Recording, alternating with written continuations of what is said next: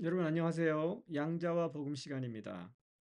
오늘 우리가 함께 나눌 토픽은 인생의 네 가지 변수입니다. 우리 지난 시간에 인생 방정식을 우리가 한번 세워봤죠. 이 인생 방정식에는 네 가지 변수가 있다고 말씀을 드렸습니다. 자, 먼저 우리 성경 구절을 하나 좀 볼까요? 마태복음 13장 24절에서 28절.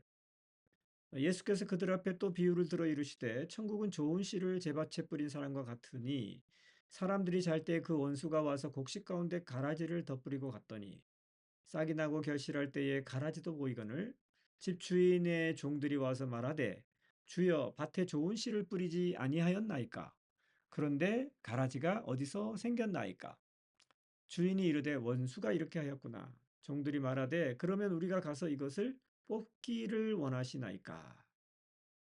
이건 유명한 이제 가라지의 비유죠. 이 가라지의 비유를 보면 우리의 인생과 세상을 지배하는 네 가지 힘에 대해서 말씀하고 있습니다. 자, 첫 번째 씨는 이제 물질이라고 말할 수 있고요. 농부는 인간을 상징하죠. 주인은 하나님, 그리고 원수는 사탄 마귀를 의미합니다.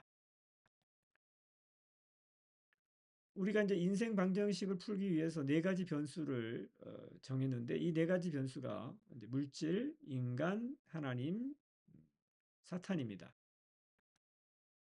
자, 첫 번째로 이 물질이라고 하는 변수, 우주는 물질과 에너지로 구성되어 있다고 하죠.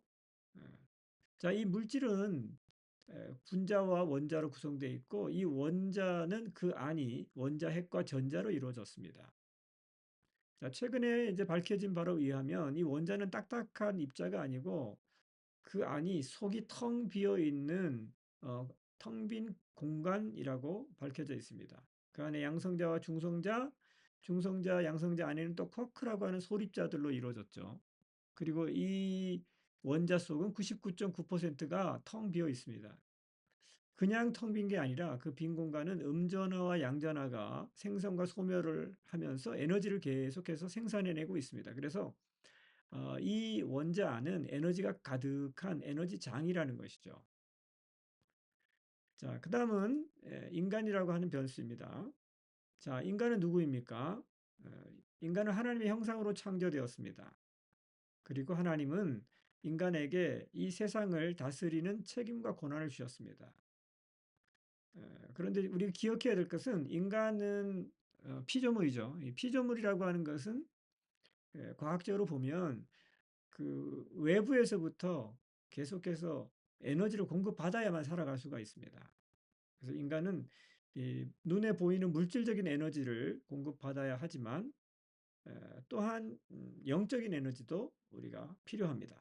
물질적인 에너지는 음식과 햇빛, 공기 등을 통해서 얻고 이 영적인 에너지는 하나님과의 긴밀한 관계, 그 교제를 통해서만 얻을 수가 있습니다. 자, 세 번째 변수는 하나님, 그리고 천사들입니다. 하나님은 누구신가? 하나님은 스스로 존재하시는 분이시죠. 이 말은 그 모세가 이런 얘기를 했어요. 하나님이 모세에게 이르시되 나는 스스로 있는 자이니라. 이거는 피조물들은 다 스스로 존재하지 않습니다. 무언가 의존해야만 살아갈 수 있죠. 우리도 음식을 통해서 에너지를 공급받아야만 살아갈 수 있으니까 우리는 이런 자연에 의존되어 있는 자라고 볼 수가 있겠죠. 그래서 이 에너지의 근원을 이렇게 밟아가다가 보면 그 아무 것에도 의존하지 않고 스스로 존재하는 그 뭔가가 있을 것이다. 그것이 바로 하나님이시죠. 그래서 하나님은 모든 에너지와 모든 만물의 근원이 되시죠. 다른 곳에서 에너지를 취할 필요가 없고 그분으로부터 모든 것들이 나오죠. 이 하나님께서 우주를 창조하시고 천사와 인간들도 창조하신 것이죠. 자, 마지막은 사탄과 귀신들입니다. 이 사탄과 귀신들은 타락한 전사들이에요. 이들도 역시 피조물입니다. 이들도 역시 에너지가 필요하죠. 근데 이 타락한 천사는 이 물질을 다스리는 권한이 주어져 있지 않아요. 그럼 이들이 에너지를 얻는 방법은 단 한 가지밖에 없습니다. 무엇이죠? 네. 인간들을 속여가지고 에너지를 뺏는 수밖에 없어요. 그래서 성경은 그 사탄의 정체를 도둑이라 이렇게 말하고 있죠. 도둑이 오는 것은 도둑질하고 죽이고 멸망시키는 것뿐이요. 내가 온 것은 양으로 생명을 얻게 하고 더 풍성히 얻게 하려는 것이라. 요한복음 10장 10절에 있는 말씀인데요.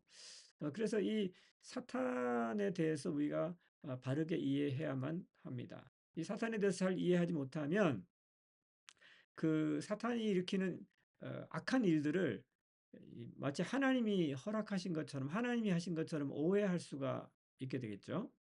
자, 그렇다면 이 네 가지 변수 중에서 인간이라고 하는 변수는 굉장히 중요합니다.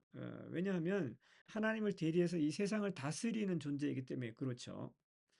그래서 이 사람이 이 네 가지 변수에 대해서 어떤 태도를 취하는가 하는 것이 굉장히 중요하죠.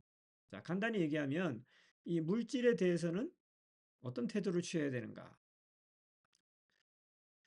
자, 하나씩 보겠습니다. 이 물질은 우리의 객관적인 통치의 대상입니다. 창세기 1장 28절에 하나님께서 사람들을 창조하시고 나서 주신 말씀이 생육하고 번성하고 충만하고 정복하고 다스리라. 다스리라고 말씀하셨죠. 그래서 이 물질은 사람이 다스려야 되는 대상입니다. 우리가 지금 인생을 살아가면서 이 물질 문제 때문에 고통을 많이 당하죠. 예, 그러다 보면은 자기도 모르게 이제 이 물질에 종속되는 경우가 흔히 있어요.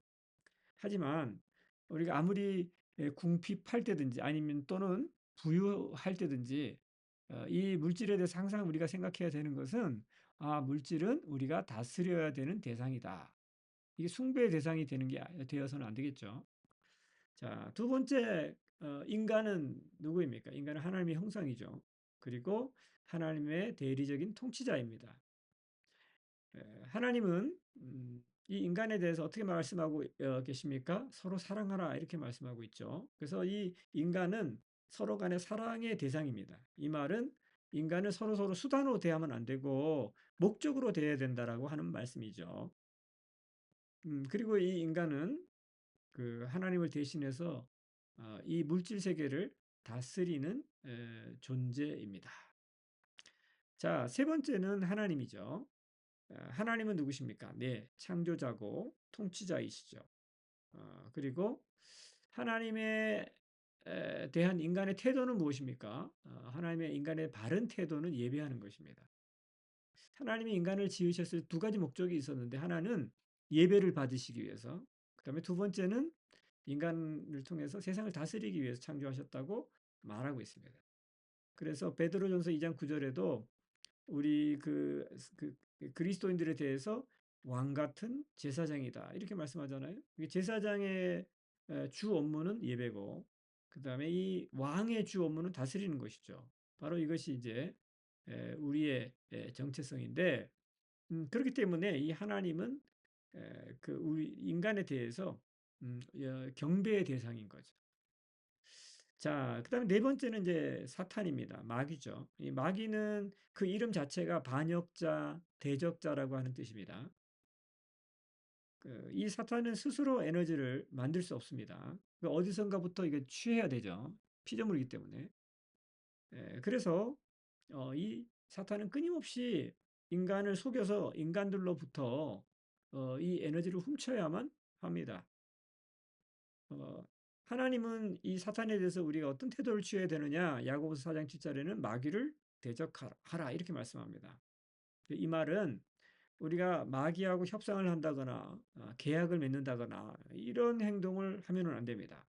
마귀는 대적해야 될 대상입니다.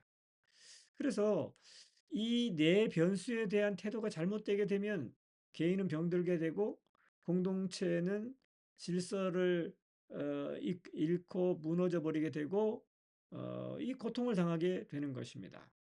자, 오늘은 우리 인생에 영향을 끼치는 우리 인생과 세상을 다스리는 네 가지 중요한 변수에 대해서 우리 같이 공부해 보았습니다. 우리 잠깐 오늘 말씀을 기억하시면서 한번 같이 기도하겠습니다. 하나님 아버지, 모든 만물이 하나님으로부터 기원했음을 고백합니다. 인간도 천사들도 물질도 이 모든 피조물들이 살아가기 위해서는 에너지가 필요한데 이 참된 생명의 에너지는 오직 하나님으로부터 오는 것임을 고백합니다. 우주 만물을 창조하시고 지금도 통치하시는 하나님을 찬양드립니다. 우리 예수님의 이름으로 기도드립니다. 아멘. 네, 행복한 하루 되세요. 우리 다음 시간에 또 좋은 주제를 가지고 함께 만나겠습니다. 샬롬.